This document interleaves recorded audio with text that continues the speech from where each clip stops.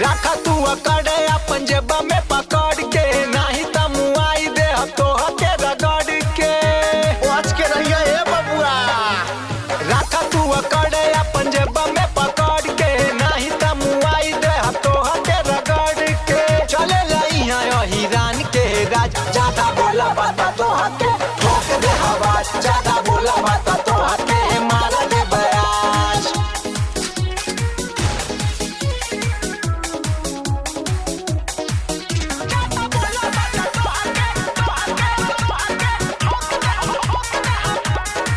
चले यहाँ हमारा रंगदारी, केहू कैसे मारी बाजी, चढ़ जाई बयोकरा छाती सुना हो।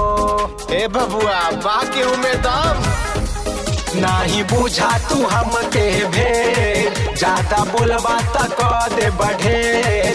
सब कहेला बब्बर से बुझले का, चले यहाँ हमनी के राज, ज्यादा बोला बात तो के ठोक दे आवाज, ज्यादा बोला बात तो के मार दे बयाज।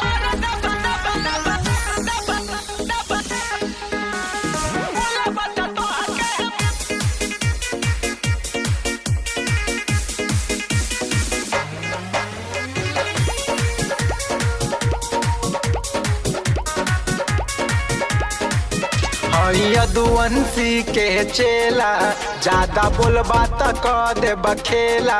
लागेला हमनी के यहाँ मेला बुझले का। ए बेटा बहुत मारब। रहेला हमनी के पगड़ी टाइट, बॉडी रहेला एकदम लाइट। दूध पिए डे फुल नाइट सुना हो। चले यहाँ भी बेकवा के राज, ज्यादा बोला बात तो के